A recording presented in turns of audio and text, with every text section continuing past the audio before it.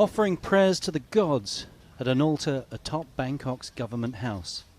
But this was the last act in government for 4 cabinet ministers who resigned together last week.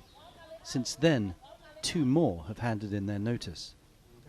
At a time when Thailand's facing a potentially devastating economic slowdown because of the coronavirus crisis, the guardians of the economy have stepped down.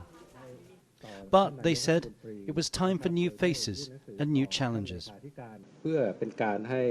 We, the financial team, and the Deputy Prime Minister Somkit Jatusipitak, who has also submitted his resignation due to his health condition, have resigned so that we can get some rest.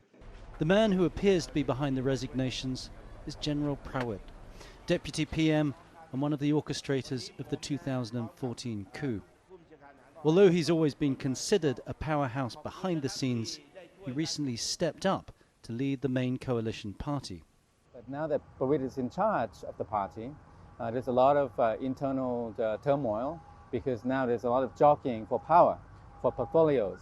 And it will be up to Prayut and Prayut, the Prime Minister, to kind of keep a lid on this turmoil. But while the former coup-leading generals may have cemented their power at the top, a cabinet reshuffle is unlikely to make things any easier. At this time, the government is very much on its way down. It's lost credibility, it's lost momentum. After the election, 1 year now, the government is in power. So, going forward, I think it will come under pressure. And that pressure isn't only going to come from within. This weekend saw the first mass street protests in Thailand since the coup. The protesters, students and young professionals, say the coup and the flawed election that followed have robbed them of their future.